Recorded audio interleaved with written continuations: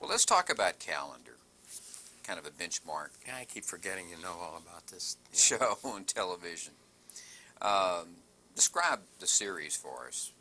It was a half-hour show at, I believe it was 10 o'clock in the morning, an unlikely time going up against soap operas. And it was quite a literate show. Mary Fickett was the daughter of a famous actor named Homer Fickett. And Mary was an actress in her own right, and she's since been on a soap opera. I guess it's still on the air, been on forever. And she's one of the stars of the soap opera. I don't know what it is. And Harry Reasoner, who was probably had more intellect than any television journalist I ever knew. How did you come to work on Calendar? How did that happen? How did you get connected How with does it, anybody ever get a job? I just don't know. I had done all these other things, and they were starting this broadcast, and I don't know whether I applied for it or they came to me. I have no memory. This went on the air what year, do you recall? Please. Okay. I told you what year I was born. I remember that, but after that I get fuzzy. Well, I know it went off the air in 1962, or at least you went off the show in 1962. Well, I went off the air. I worked with a great friend, John Mosdale, who is still a friend, and we wrote it together, and he stayed on. I wrote it for 1 year, and he stayed on. I went off, and then I came back because they had a 2-hour final, and I came back to write the 2-hour final. Well, let's talk. Was this the start of your working relationship with Harry Reasoner? Calendar? Yes, it was on Calendar. Yes. You've said a couple things about Reasoner's intellect. Did you meet him through the show, or did you meet him before the show? Yeah, I didn't know him until I met him on camera, and they hired me without ever meeting him. You know, he was. I've said how bright he was. Harry was. I mean, he ended up one of my closest friends. But he's a strange bird. Harry was a strange person. I don't think he could have been that strange if he hadn't been that bright. A dumb person couldn't have been as strange as Harry. Well, let's talk about. I mean, Harry Reasoner is one of the great names in the television broadcasting history. Let's talk a little. Obviously, Harry has passed on too, and we can't interview him. Tell us about Harry Reasoner. What his strengths and weaknesses, and what he brought to television. Well, basically, he brought his intellect and a great intellectual curiosity. And he was not only thought quickly and deeply, but he was an omnivorous reader. He read all the news magazines. He read all the newspapers. He just spent his day reading. Before I do anything on television, I always get nervous. Harry, when he was at ABC News, Harry would sit there at the desk reading a magazine. And they would say, 30 seconds. And Harry would turn one more page, and he'd put the magazine down, turn the camera on, the red light would go on, and Harry would take off. He just was incredible. I did 1.5 hour, I guess, broadcast from, I went to ABC briefly when Harry did.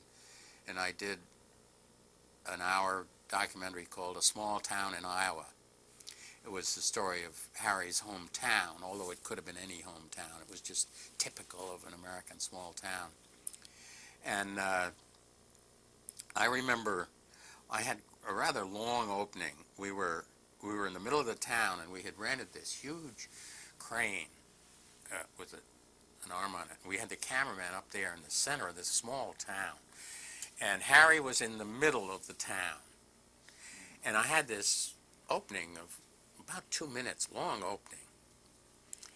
And the crane was going to take a picture of Harry, and the picture would comprise the whole town. And then slowly go into Harry till we were tight. And it took the whole 2 minutes for the zoom. And I couldn't ever get Harry to look at stuff in advance. So we're about ready to shoot. So I give him the 3 pages of copy on yellow paper. I was writing yellow paper. And he'd read it. Take him 3 minutes to read it. And then he'd read it again. He'd walk around a little. And then he'd hand me the paper I'd given him. He said, "Here, try me." And he'd say it. Maybe make a mistake. And he'd take the paper back. Okay. He stands in the middle of the thing. The cameramen do what they always do. They aren't quite ready, you know how cameramen are. And we go through all this mess. And then start the shot. Do this. He does it in one take, and we get it. I mean, he was incredible. I mean, his brain must have been like Einstein's, bigger than most of us. He did have a size 8 head, and I think it was mostly brain in there. Very bright guy. One day at ABC, the graphics department, we were illustrating something about Africa, and the graphics department had maps of Africa with just the outlines of the various countries, because they only colored them or indicated what they were when they wanted to talk about that country. Otherwise, they were blank maps with the outlines of the country. So nobody knew the names of the other countries. They could name about 6 of them, and I think there were 57 African states. So Harry says, "Let me see that." And they lay this big map out on the desk, and Harry goes through. He writes the name of every African country in its proper place on this map. I mean, his brain was just incredible. You sit down to write a piece that Harry Reasoner is going to read. What's the paramount thing in your mind other than the obvious subject? I mean, how does it? Did you write things especially for him? Oh, there's no doubt. I've written enough for enough people to know that you absolutely have to adapt your writing style to the person reading it. And I have found Harry was a very good writer. The reason I got to write for Harry Reasoner, he was lazy almost in as great a proportion as he was an intellectual. He liked the money, but he was not. I am fascinated doing my work. Harry really did not love his job. He liked the money. He liked all it brought him. But he did not enjoy coming to work every morning the way so many of us did. And had he not been lazy, I never would have been his writer, because he would have written for himself, but it would have been a lot of work for him, and he wasn't willing to do it. And he accepted stuff from me that he could have done better, because he didn't want to take the time to do it. He would correct me sometimes. He would correct my grammar or a matter of fact, or sometimes I'd have to ask him, "Hey, what's the," and he'd tell me, and I'd put it in the script. But he didn't want to bother with it. He wanted to do the show, go out and have a drink, have a good meal somewhere, go home, or not go home. And that was the sort of the industry rap against him, wasn't it? Oh, it was. There was a big rap against Harry, and he was much loved. I mean, at his memorial service, no one had to make up anything about how much they liked Harry Reasoner, because people liked Harry Reasoner. But he was seriously flawed human being. Did you write those little pieces for him that he would do when he had the Sunday night CBS News? No, I didn't. He did those. He would always close with a little piece. Yeah, I think those were always his. I don't know who else. John Mosdale's very good. He might have been in on them. I don't know. I think Harry wrote a lot of those himself. Now, some of the documentaries and special things that you did that I want to talk about, things like, for example, the essay on doors. Did that literally come out of the story that you just mentioned about talking to Fred Friendly and pointing out a door? It was Dick Slant's office, and he asked me. Dick Slant, yes. Dick Slant asked me what I would do a documentary about, an essay. And I said, well, it would not be a hard-hitting political thing. I would like to pick something ordinary that we all meet in our lives every day and do something about that. And you get thinking of something like that. I sit down as a writer and I turn my mind to it. And I think, besides all the dramatic doors and the interesting doors, there was very few things as definite as a door in relation to whether you want to get in or come out. I mean, this is a big deal. If you've got a door between you and getting out, or you and coming in, that's a major issue in your life. That's true. I hadn't thought of it that Yeah, way. But and you're right. so there were all these things to say about doors, and then we had some beautiful door pictures, too. Was that what? We had screen door, you know, the one you remember from your kid flopping and banging, and we had pictures of hundreds of doors. And then you also did a memorable one on chairs. Did another one on chairs, and we assembled, I think we had something like 800 chairs in the studio downstairs. And we only had the studio for a day and a half. And I remember we did all this work getting the chairs together, and then we hardly had time to shoot the piece. We did shoot it. It was good. It was not as good as the doors thing. I did one on bridges, too. Bridges was more like doors because I used not only current pictures that I shot myself of bridges, but great bridges of the world. You did an essay on women. Did an essay on women. Better forgotten, probably. Why do you say that? Oh, I said some things that were not popular. One of them was I said, I was bothered. Harry read this, fortunately, so it didn't hit me directly. Harry said, I've never understood why women are less satisfied being women than men are satisfied being men. It was not a popular thing to say. I didn't say it. Harry Reisner said it. Exactly. Well, you also did these... It is true. It is true. And I suppose for good reason. I mean, I expect men got a better deal in the world than women have. I didn't say that at the time, but that's what I should have said. Men have a better deal, no question. Well, good point. The bird's eye to salvage whatever I can of my reputation. The bird's eye view shows. I did 2 bird's eye view of America. I rented a wobbly old helicopter from a man who owned it. He bought it from secondhand from Sikorsky, and it was not a very stable helicopter. It was a big helicopter. It was supposed to carry 5 people.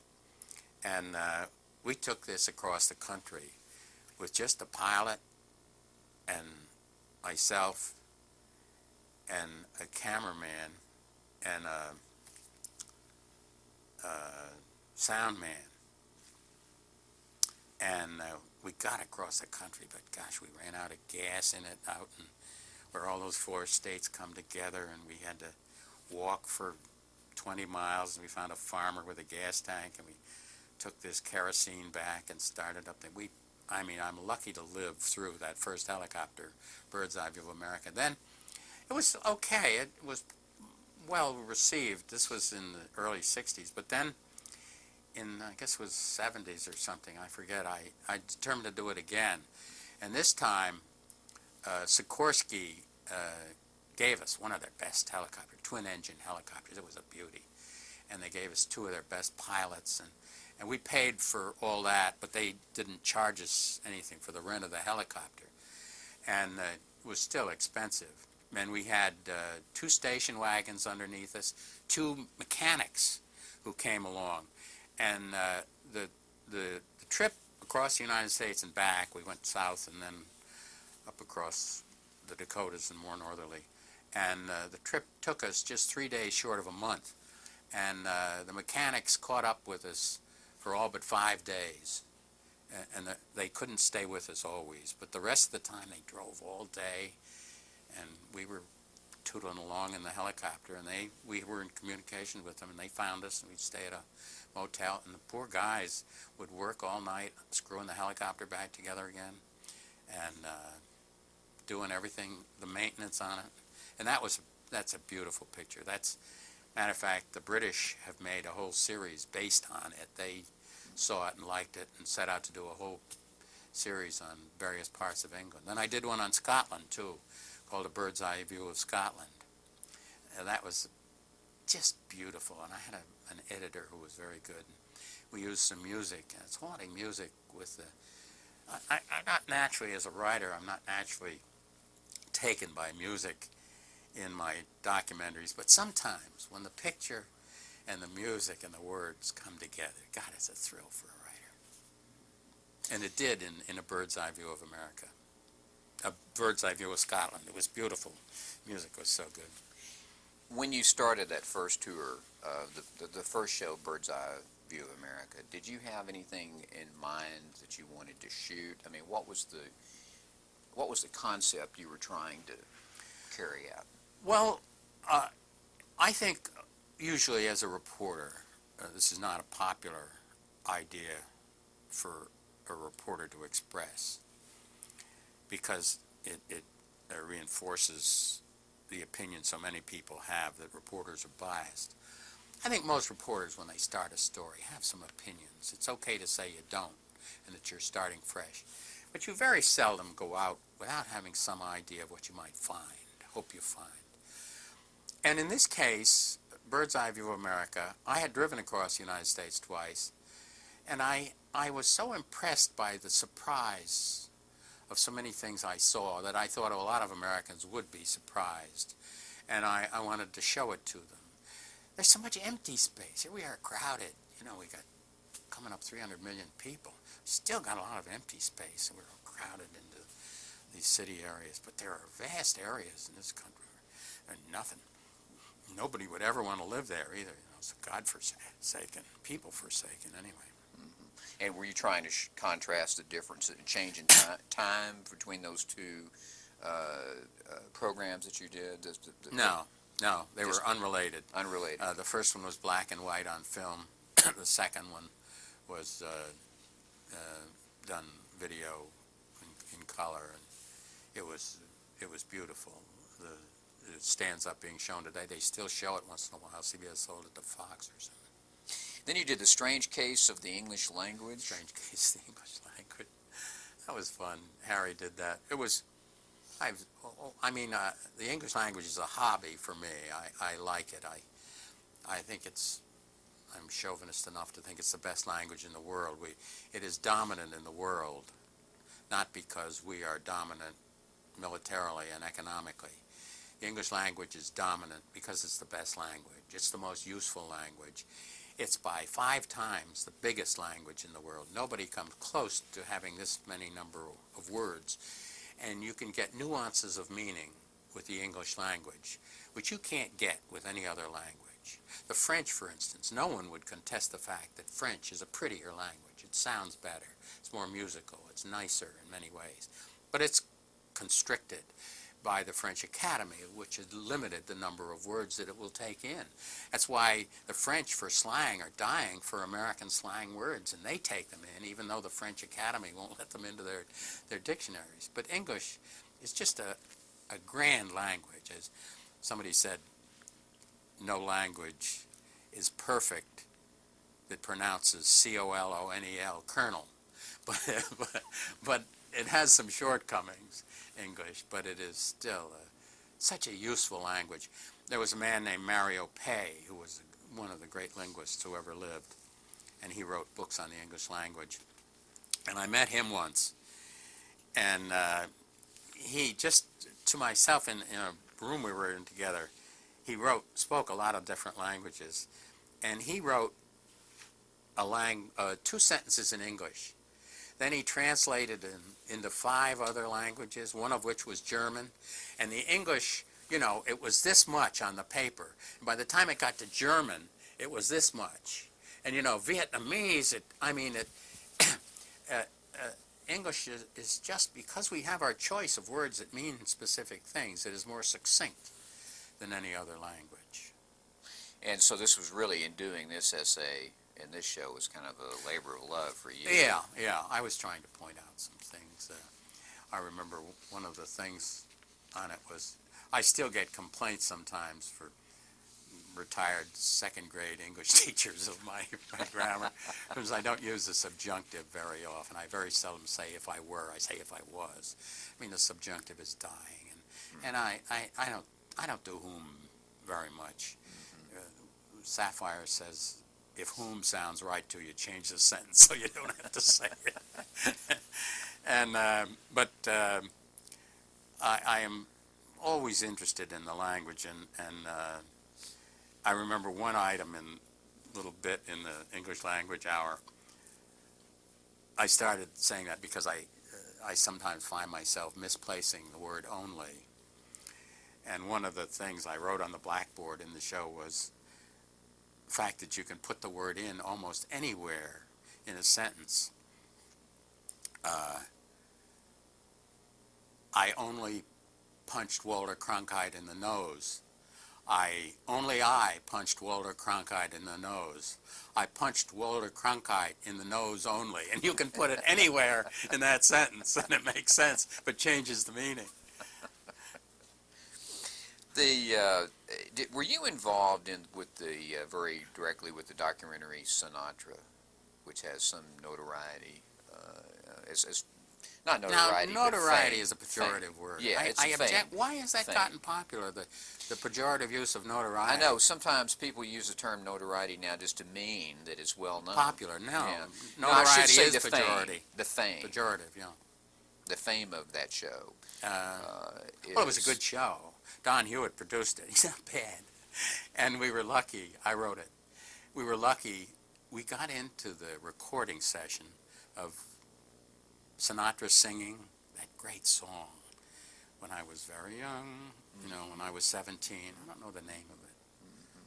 And but it was a great recording session, and I was so impressed with Sinatra's interest in the music itself. I thought it just came naturally to him, and he sang. Boy, he was a musician. I had not known that until I got to know him quite well. We went out to his house and had meals with him quite often. What was your personal reaction to him? Well, it's like so many people. I had read all about Sinatra, and I was not a great admirer of Sinatra's personal life. And but you meet him, and he's this wonderfully friendly, nice guy. I mean, he was great to be with. There was a place that made great bread in New York City called Parisi, Italian bakery, and I always went down to Mott Street to get it. And I can take it home, and we go out to California, and we're eating at Sinatra's house, and he has this all-purpose man who serves us his lunch, about 7 of us at the table, and he brings everything in, and he brings a bread in. So I break a piece of bread, and I said, Frank, this is Joe Parisi bread. He said, how did you know? I said, why, he was so delighted. He had 8 loaves of it sent out there every other day. he was so pleased that I recognized that he had this great bread that we were good friends from then on. I bet. Well, come to think of it, when I use the term notoriety, instead of asking about the notoriety of the show, I should say the notoriety that came from the show dealing with Walter Cronkite's interview with Sinatra, where supposedly he threatened to get up and walk out of the show. That's he the did, notoriety I think. That I was really... We took over Sinatra's house, and I remember back in the bedroom, he had a little sign on the wall, signed by John F. Kennedy, and it just says, how can we screw John Wayne? This was, he had it on his wall, a handwritten note from John F. Kennedy. But Walter Cronkite is sitting opposite Frank Sinatra in his living room, and we got wires all over the place. And Don Hewitt, one of the best there ever was, the producer, is standing nearby listening to every word, and Walter is interviewing Sinatra. Well, it was a time at which Sinatra had an affair going with Mia Farrow, and it was a secret. And it was also a time when there was a lot of talk about Sinatra being involved with mob figures in Chicago and New York. So Walter goes along, and he asks him, good as always, asks him a lot of good questions. So they break, camera, film half an hour, or 20 minutes, whatever the thing was, and break. And so Don goes over and leans over in front of Walter so that his face is shielded from Sinatra sitting over here. Says, ask him about the mob and Mia Farrow. So we come back on. And Walter says, now Frank, Frank knew Don had suggested to Walter that he did it. I don't know whether Walter was going to do it or not. He might have done it anyway. So we asked him, well, how was he ever sore? And he ended up stomping off, going back. That's what made me think of the bedroom. He went back into the bedroom of that sign. You know, Walter's, I'm glad we've talked about this, because Walter's fix on that story is that Hewitt had agreed, the Sinatra had required Hewitt to agree that those questions wouldn't be asked during the interview, and that Hewitt didn't share that agreement, that information about that agreement with Walter. I think that's probably true. It's information I was not privy to at the time, but I'm sure that is absolutely true. Sure. Don would promise anybody anything to get a good show. That's what I was, yeah, I think that's the point of that. That's the reason I brought that up. Let's talk about the television you've been involved in a lot of documentaries about black Americans and their history. How did that all start? Your work in those series? Well, Black History, Lost, Stolen, and or Strayed, for example. I'm glad you brought it up, because it and so many things in my past are what made that charge about that I got in trouble with a couple of years in 1960 and 1970 something so hurtful to me. I had done Black History, Lost, Strayed, or Stolen was produced by Perry Wolf, known in the trade as Ski Wolf. He's very good, done a lot of good documentaries. And I produced one of them with, it was done with the great comedian. Bill Cosby. With Bill Cosby. And I did the script, and I was nervous about writing a script for Bill Cosby. And I remember we went down into this viewing room downstairs, and Cosby took my script, and his agent was with him. And he looked at the script and read it aloud, and it was very flat, I thought, the way he read it. And his agent didn't care much for it. So Cosby, I didn't know what I was really on pins and needles. Cosby says, I love it. Cosby read my script, and he read it that way. Absolutely the opposite from how a great actor would have read it. But it was so good the way he read that script, and it was another revelation for me to have a script of mine read that way by someone who was as good and added something to it that I hadn't given it. And the broadcast and got great acclaim, the one that Cosby did, Black America, Lost, Strayed, or Stolen. It was good. I had another. I did a show for Harry Belafonte and Lena Horne, and that was fun. I had never. That was not a documentary. I had a friend who was a documentary producer, and they wanted me to. He asked me to do it, and I guess CBS let me do it. And I had never met Harry Belafonte or Lena Horne before, and I did the script for them, and that was fun. I got into a fight about that show. We better probably stop you right there so we can change All right. tape, because I want